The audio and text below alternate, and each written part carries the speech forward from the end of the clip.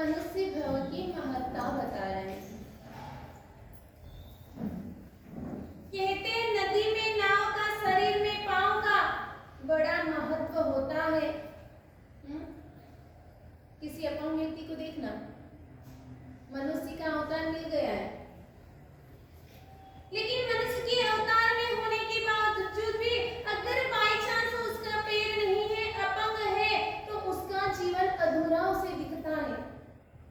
आज हमारे पैरों में अगर बाई चांस चप्पल नहीं है, कोरोना के समय में बेचारा लोगों के पास में कपड़े की कमी आ गई थी, 2 साल तक शॉपिंग नहीं करी थी। हाँ बहने की हमारे समझे 2 साल हो गए, कपड़े बच्चों के खरीदे ही नहीं, अब तो कुछ पहनने के लिए ही नहीं है, जो थे वो भी छोटे पड़ गए हैं, टाइट हो रहे हैं, क्योंकि कोरोना में बैठे बैठे बहुत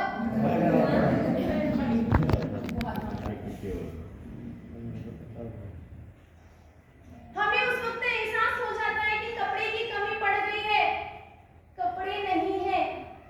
बाई चांस चप्पल खराब हो गई, चप्पल ज्यादा घिसा के तो हमें याद आ जाता है, पर आप उस तरफ नजर नहीं करते कि अरे उन लोगों की क्या हालत हो गई, हमारे तो थोड़े से 19-20 हो गए तो हमें अच्छे नहीं लगते, लेकिन उन गरीबों को देखो, उन अपंग लोगों को देखो कि अरे उसके पैर में तो चप्पल ही नहीं है। हाँ जब अगर अपने यहाँ पर ऐसी परिस्थिति बन जाए कि मेरे पास चप्पल नहीं, मेरे पास नए कपड़े नहीं, मेरे पास ये चीज नहीं है, उन लोगों को उनकी तरफ दृष्टिकोण करें और उनकी ओर दृष्टिकोण करेंगे तो हम सुखी अपने आप हो जाएंगे। पर अपनी सोच कहाँ जाती है, अपनी नजर कहाँ जाती है, अपने से ऊपर वालों में, केवल भौतिक सुख सुविधाओं में, धार्मिक क्षेत्रों में नहीं।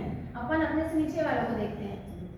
बच्चों को अगर माँ बेचारी बोल देती है कि बेटा देख तुझे तो अभी 2 प्रतिक्रमण नहीं आता, वो 8 साल की बच्ची है, उसे 5 प्रतिक्रमण आता है, तो बच्चा भी आपको सुनाने में पीछे नहीं हटेगा, क्योंकि अपनी जो सोच बनी हुई है वो भौतिक क्षेत्र के अंदर ऊंचाई वालों को देखने में लगी हुई है, और जो आध्यात्मिक क्षेत्र में देखो तो अपने से नीचे वालों को हम देखते हैं कि रहने तो मुझे तो इतना भी आता है, अपने पड़ोसी के बच्चे को तो इतना भी नहीं आता है। हाँ वहां पर हम यह कह देते हैं। तो इससे सोमप्रभुश्री महाराज भी मानव गुण का मूल्यांकन बता रहे हैं, कीमत बता रहे हैं कि ये मनुष्य को हमें कैसे मिला है। एक 70 या 80 साल की माजिया जो कमर से झुक चुकी है, लकड़ी का सहारा ले रही है, आंखों से दिखाई नहीं देता। अपने तो अभी से सब आ गए, वो बात अलग है, लेकिन एक अपन कह रहे हैं कि अगर ऐसी माजिया को लिया जाए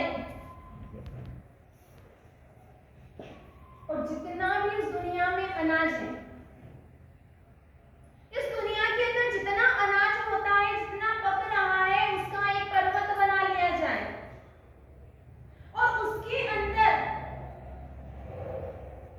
राई सरसों के दाने डाल दिए जाए और फिर उस माजिया को कह दे कि इसमें से आपको राई के दाने, सरसों के दाने निकालने हैं। संभव है? संभव है? नहीं। अपनी आंखों से हम भी नहीं निकाल सकते, तो वह बुढ़िया कैसे निकाल पाएगी?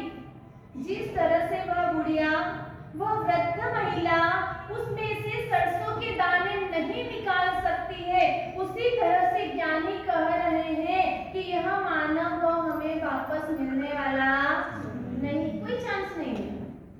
यहाँ पर आपको चांस मिल जाएगा 1-2 बार किसी चीज में, किसी क्षेत्र में 1-2 बार चांस मिल भी जाए, लेकिन यह मानव का चांस हमें बार-बार मिलने वाला नहीं है। आप जब निगोद की यात्रा स्टार्ट करते हैं ना, तो निगोद की यात्रा में सबसे पहले आप अव्यवहार राशि की निगोद से व्यवहार राशि की निगोद में जाते हैं। तो आपका जन्म कहाँ होता है? सबसे पहले कहाँ होगा? कहाँ होता है? आप निगोद में से निकल गए, उसके बाद में आपका जन्म कहाँ हुआ? एक इंद्रिय में जो 6 काय के जीव बताए, पृथ्वी काय, अपकाय, देवकाय, महकाय, वनस्पति काय। पृथ्वी काय, अपकाय और वनस्पति काय के जीव ही अपने वहां से आयुष्य पूर्ण करके, कर्म की निर्जरा करके मनुष्य भव में आ सकते हैं। देवकाय, महकाय के जीव भी नहीं आ सकते। 7वीं नरक का अगर कोई जीव है जो घोर भयंकर वेदनाओं को सहन कर रहा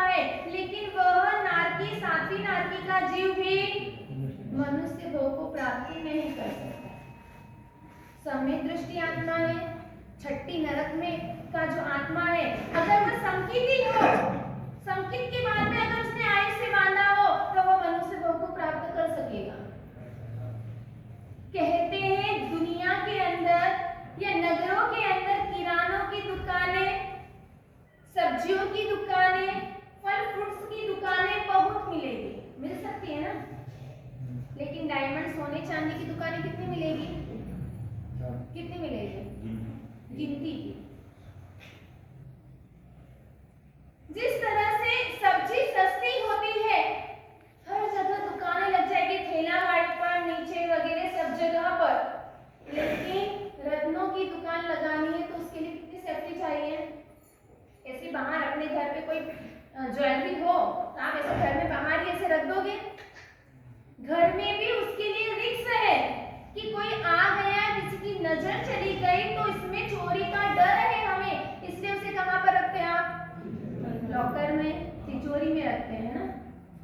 ये कहीं गुम ना हो जाए, कोई चोर चोरी करके ना ले जाए, कोई लुटेरा ना आ जाए और वह हमारे पास से ले न जाए, उसकी सुरक्षा के लिए हम तिजोरी में उसे रखते हैं। लेकिन यह मनुष्य भोग जो हमें मिला है, यह चोरी ना हो जाए, यह हमारा व्यर्थ ना चला जाए, उसके लिए हमने आज तक कितनी मेहनत करी है?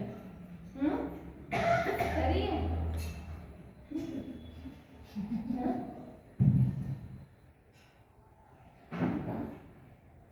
एक तालाब या एक नदी को ले,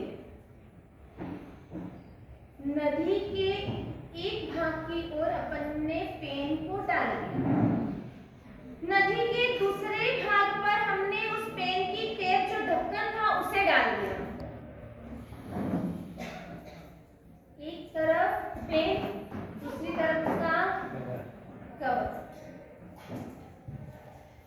उस केक को उधर उस किनारे पे डाल दिया। अब मैं बोल रही हूँ वह कितने महीनों में दोनों मिल जाएंगे? कितने महीनों में मिल जाएंगे? मिल ही नहीं सकता है पहली बात तो, लेकिन फिर भी चांस बता सकते, बाय चांस कभी हवा का ऐसा प्रभाव रहा कि कोई हवा विपरीत चल गई और उस विपरीतता के कारण बाय चांस दोनों मिल गए। इसीलिए भगवानों के अपन तीर्थंकर प्रभु के अपन भव देखते हैं, देखे ना आपने? आदिनाथ भगवान के कितने भव हुए हैं?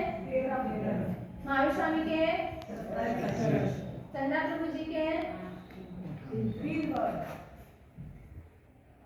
और कौन कौन से भगवान के 3 भव हैं?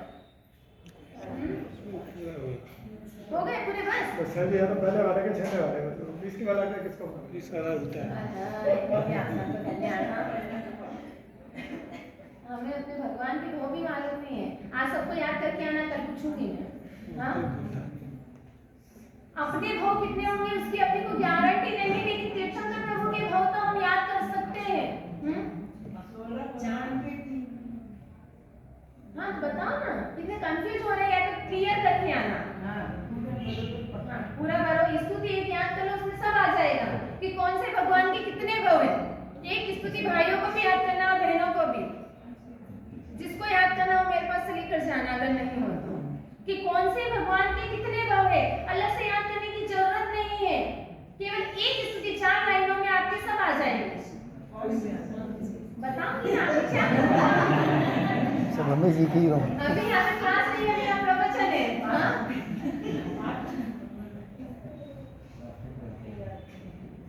तो ऐसे तीर्थंकर प्रभु के भवों के अंदर भी अगर हम गिनती करें तो मनुष्य के भव बहुत ही कम मिलते हैं। अधिकांश मिल जाएंगे तो देव भव मिल जाएंगे, क्योंकि देव गति में कोई भी आत्माएं जा सकती है, देव गति के अंदर जा सकते हैं, लेकिन मनुष्य भव के अंदर हर आत्मा, हर गति का भाव जीव नहीं जा सकता है। इसलिए मनुष्य भव को हीरा और डायमंड कहा गया। और इस मनुष्य भव को प्राप्त करने के बाद में मनुष्य भव मिल गया, और इसके बाद में अगर हम धर्म कार्य न करें, प्रमाद में पड़ जाए, तो ज्ञानी क्या कह रहा है कि विषयी वासना, सुख, वैभव, विलास के अंदर ही अगर हम डूब गए, अगर धर्म कार्य में रत नहीं रहे, संसार के सांसारिक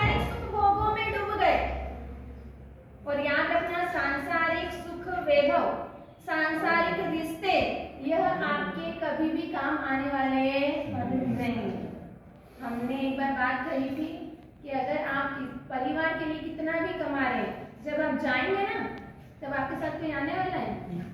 आने वाला है? घर पे तो बहुत रोएंगे, माँ भी रोएगी जोर जोर से, बेटा तुझे जाने की जरूरत नहीं थी, मैं बुढ़ी थी, मुझे लेके चल जाते। सही है ना? सही है, सही बात बोल रहे हैं, गलत? सही है। अगर 70 साल की घर पे माँ बैठी होगी और बेटा 40 साल का भी अगर रवाना हो गया और उस वक्त रोते वक्त माँ क्या कहेंगी कि भगवान लेकर जाना था तो मुझे लेकर जाता। लेकिन अगर वहीं पे कोई आ जाए कि चलो, हाँ, कोई संत महात्मा ऐसे योगी पुरुष आ गए और योगी पुरुष कहते हैं चलो आपको आपके बेटे को जिंदा रखना है, क्योंकि आपके बेटे की उम्र नहीं है, उसकी पत्नी जो है उसकी वो भी कम उम्र की, उसका देखभाल कौन करेगा? छोटे छोटे से बालक बालिकाएं उसकी परवरिश, उसको पढ़ाएगा लिखाएगा, उसको कैसे बनाएंगे? इसलिए ऐसा करता हूँ, आपने तो पूरी दुनिया देख ली है ना? आपने पूरी दुनिया देख ली है, अब आपको कुछ देखना बाकी नहीं रहा है, तो मैं आपके बेटे को जिंदा तो कर दूंगा, लेकिन उसके लिए एक शर्त है। आप कह रहे हैं ऑलरेडी कि मुझे ले जाते हैं तो आपको इसे जिंदा करना पड़ेगा, तो आपको मरना पड़ेगा। आप तैयार हैं? अब वो व्यक्ति क्या बोलेगा? क्या बोलेंगे? मारा बेटी भागी रही मेरे को से हाँ।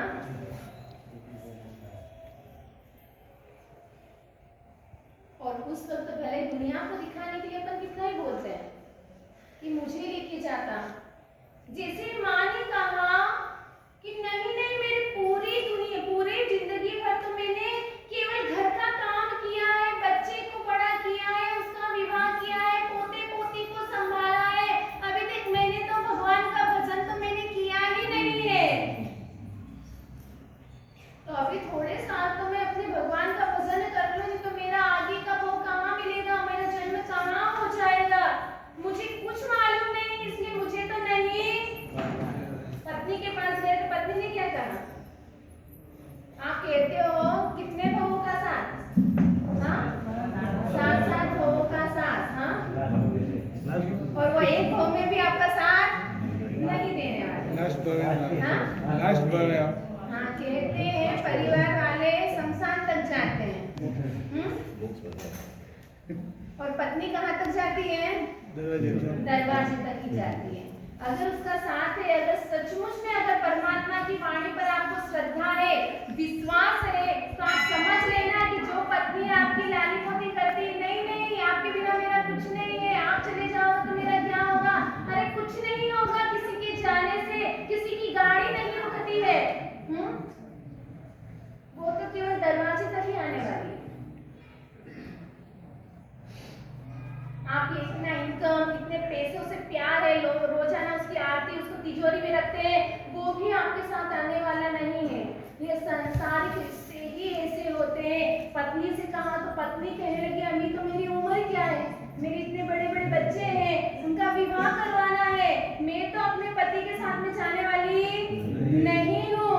बच्चों से कहा तो बच्चे क्या कहेंगे? अभी तो हमने दुनिया ही नहीं देखी है, हाँ, अभी तो मैंने दुनिया ही नहीं देखी कि दुनिया कैसी है, अभी तो मुझे बहुत मौज पूरे करने, मेरी ख्वाहिशें बड़ी बड़ी है, हाँ, आजकल की ख्वाहिशें कैसी है? कहते हैं आजकल की ख्वाहिशें जो है वो पानी में वलोना करने की तरह है। पानी में अगर वलोना किया जाए तो मक्खन नहीं मिल सकता है, अगर दही छाछ में वलोना करेंगे तो उसी में से मक्खन मिल सकता है। आजकल की जो ख्वाहिशें हैं, जो इच्छा है, वो इच्छा अलग ही है, उससे कुछ प्राप्त होने वाला नहीं है, सब जाने वाला है, हाँ? बच्चों ने भी मना कर दिया और उसी वक्त उस संत ने कह दिया कि बेटा तू खड़ा हो जा, हाँ? संत ने कहा था अगर तुझे विश्वास नहीं तो तू तेरे घर वालों की परीक्षा कर ले कि कौन तेरे साथ आने वाला है। उसको श्वास कैसे रोकना है पहले ही सिखा दिया था कि मैं आऊंगा और ये बात कहूंगा, अगर तू सोए सोए सब सुन लेना और तुझे विश्वास नहीं है और अगर वैसा हो गया तो तू घर में रहना और तुझे मालूम पड़ गया अगर मेरी बात पर सत्य हकीकत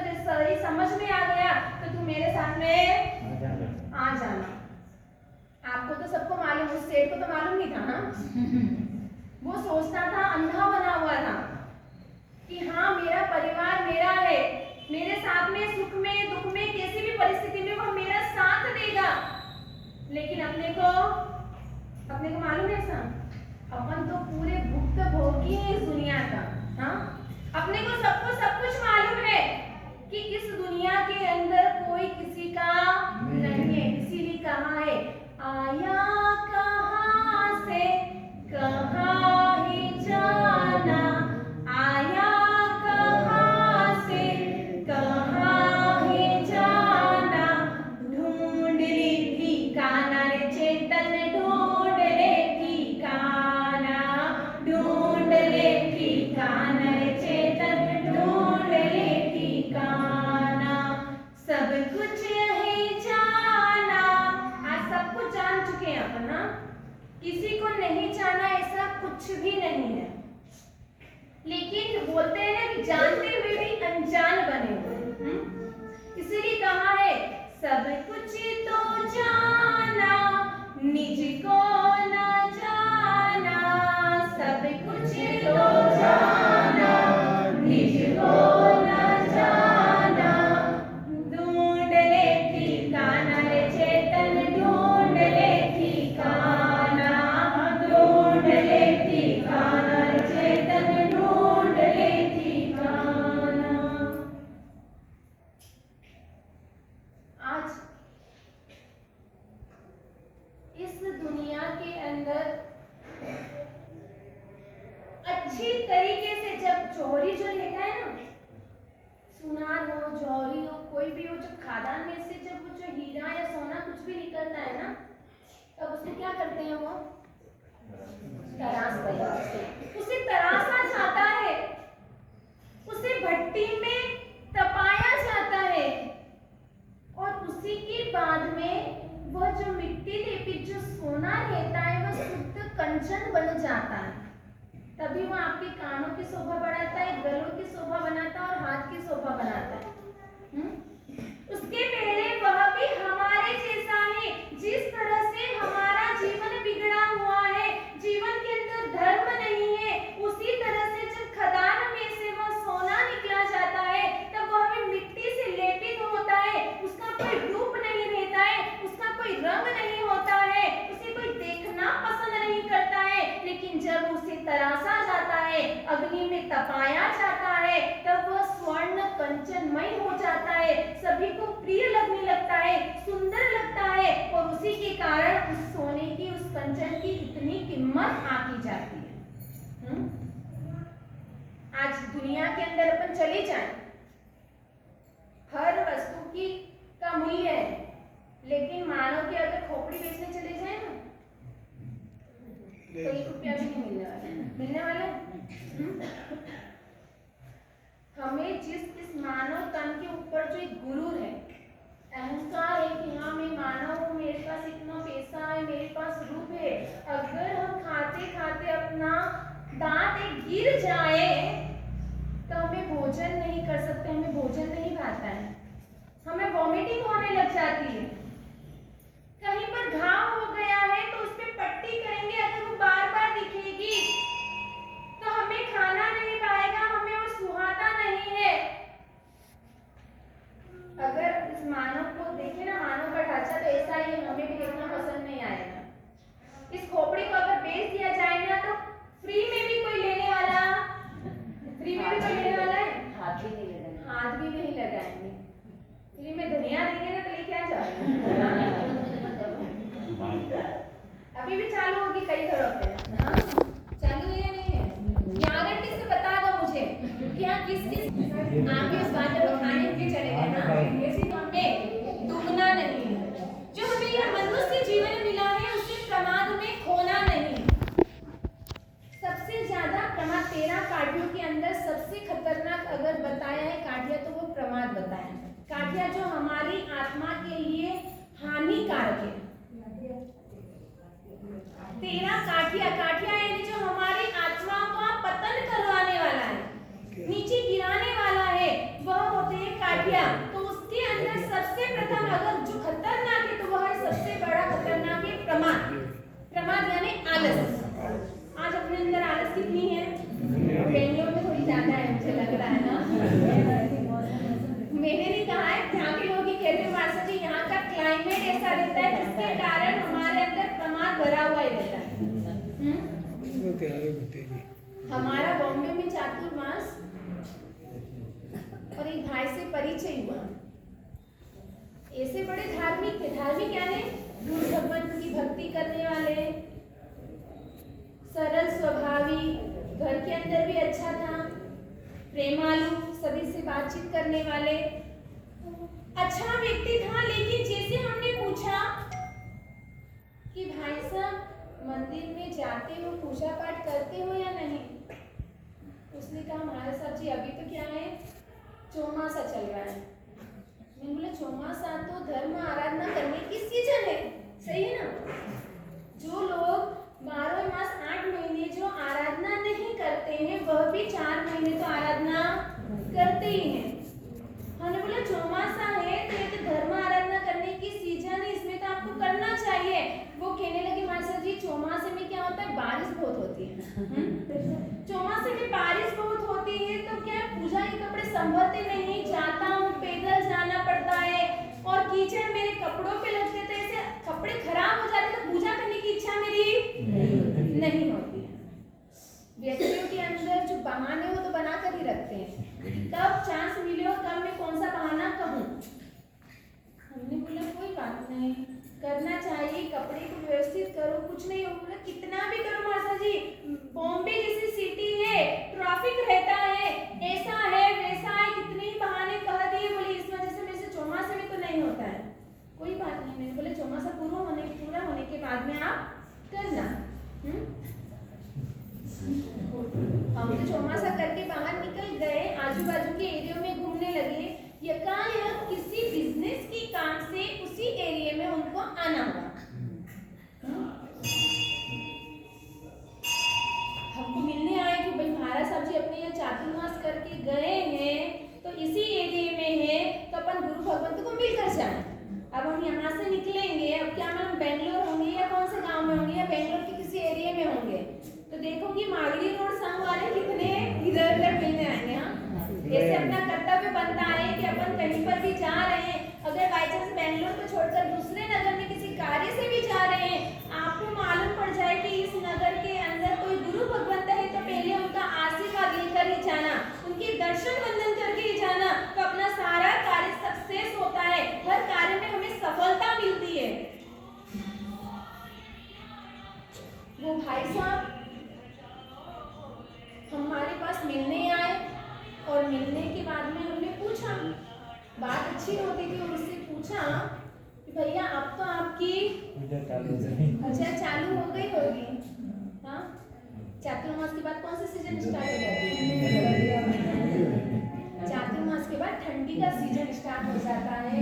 वो कहता है महाराज साहब जी क्या करूं, मुझे थोड़ी दम की प्रॉब्लम भी है, सर्दी जल्दी लग जाती है, ऐसा है, सुबह ठंडी बहुत रहती है, इसलिए अभी ठंडी का मौसम चल रहा है तो मेरे से तो पूजा तो नहीं होती। चौमासे में बारिश की समस्या, हाँ, और अभी ठंडी की समस्या की ठंडी के कारण मुझसे पूजा नहीं होती। हमने कहा 10 बजे बाद 11 बजे बाद आप पूजा करने चल जाओ, जब तक थोड़ी धूप निकल जाती है। बोले फिर तो मास्टर जी दुकान का समय हो जाता है। हमने बोला दुकान कितने बजे जाते हो? बोले 8 बजे। मैंने बोला 8 बजे दुकान जाते हो, लेकिन फिर भी दुकान जाने में ठंडी नहीं लगती है, बिजनेस करने में ठंडी नहीं लगती, क्योंकि वहाँ पे तो पैसों की गर्मी होती है, सही है ना, वहाँ पर पैसों की गर्मी होती है, इसलिए हमें ठंडी नहीं लगती है।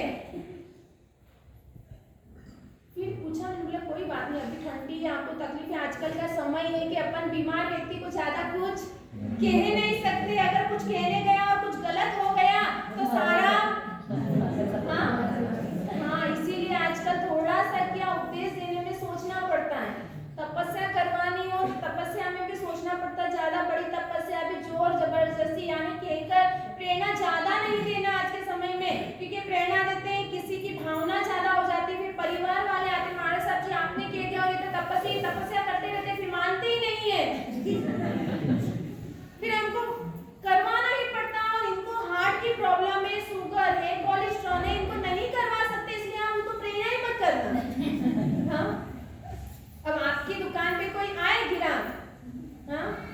और सामने वाला व्यक्ति कोई कह सकता है कि आप आपका ये माल मत बताना, कोई बोल सकते हैं?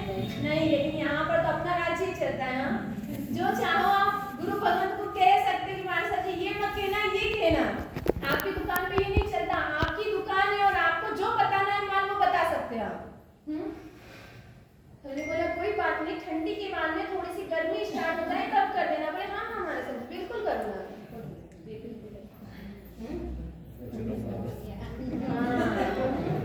समझदार लोगों के लिए इशारा काफी, और ये यहाँ के तो सब समझदारी है। हाँ,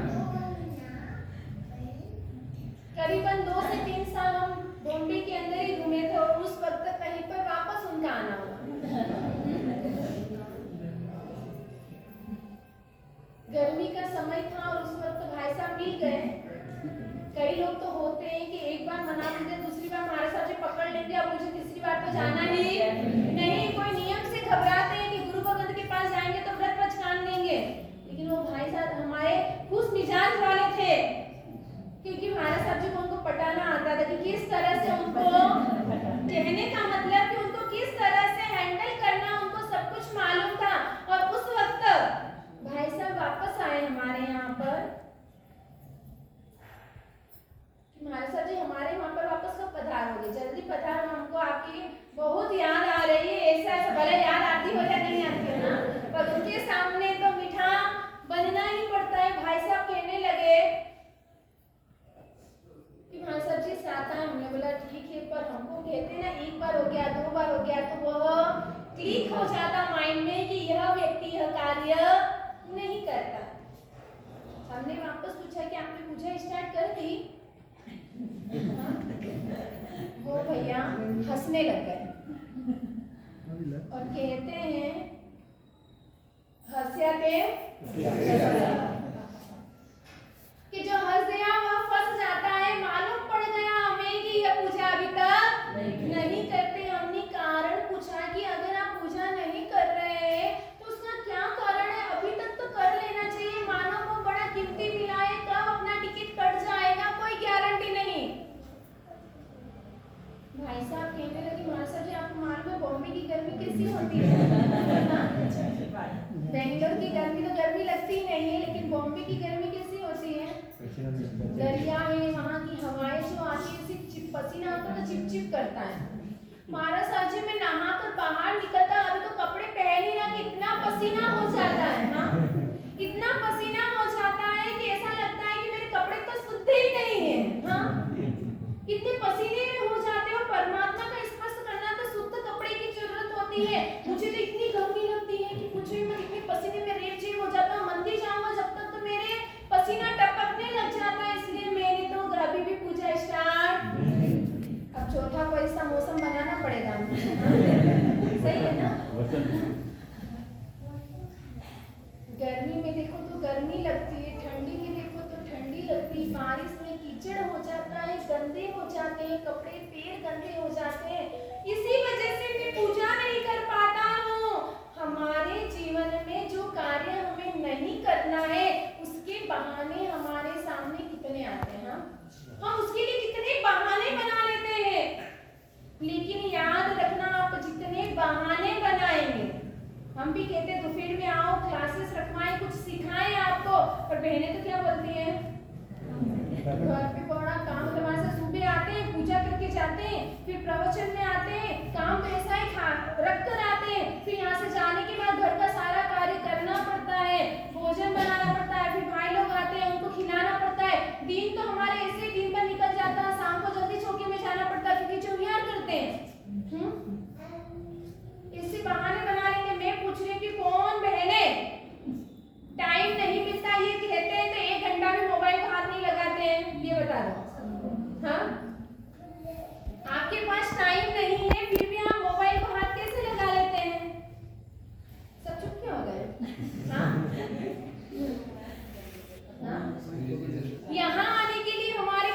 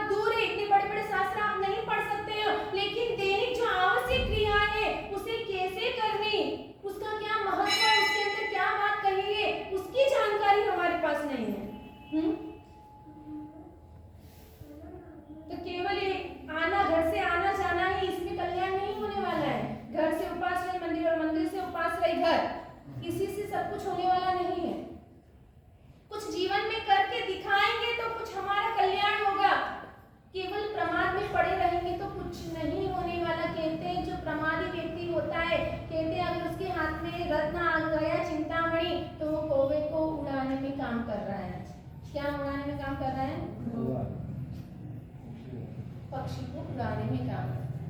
वो एरावत हाथी जो है, उस एरावत हाथी से आप क्या कर रहे हो? लकड़ी का भार उठवाने का काम कर रहे हैं। आज ये मनुष्य वो मिला है अपने को, ये एरावत हाथी या चिंतामणि रत्न से कम नहीं है। और इस भव के अंदर आप क्या काम कर रहे हो? भार उठाने का ही काम ही कर रहे हैं। ये भार उठाने का काम किसका है? जानवर। और हम दिन भर मजदूरी, आज अपनी सुबह जब बचपना रहता है 5-10 साल का, तब तक हमें धर्म का बोध ही नहीं होता है कि हम क्या है, हमारा धर्म क्या है, उसकी समझ नहीं होती है। 25 से 50 से 60 साल की उम्र के अंदर आप इस तरह से काम करते हो, एक चक्की की तरह।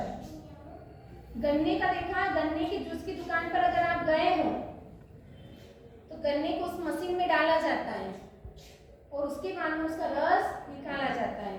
नीचे रस निकल जाता है और गन्ने का इतना उसको चबा जाता है, इतना दबाया जाता है कि वो कुच्चा हो जाता है।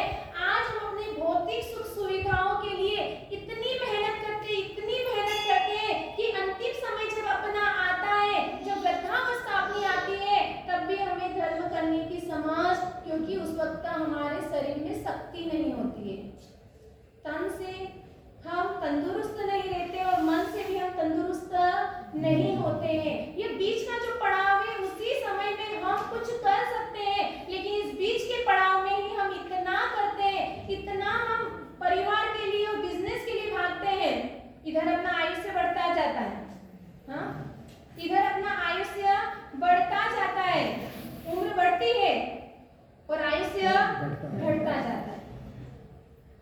बैंक बैलेंस, हाँ, जैसे जैसे अपनी उम्र बढ़ी वैसे बैंक बैलेंस बढ़ता जाता है। बैंक बैलेंस बढ़ाते हैं, लेकिन धर्म की बैंक हम नहीं बढ़ाते। जैसे जैसे उम्र बढ़ती है ना, वैसे वैसे अपना धर्म भी कम होता जाता है। भले बाहर से दिखता है कि हम धर्म कर रहे हैं, लेकिन अंदर जो रहे हुए कसाय, वे राग द्वेष, ये अपने बढ़ते ही जाते हैं। तो ज्ञानी कह रहे हैं कि इस मनुष्य भव में आने के बाद आप ऐसा काम न करें कि अपने घर आंगन के अंदर अगर कल्प वृक्ष लगा हुआ है तो उसको काट कर आप धतूरा न बोएं। और ऐसे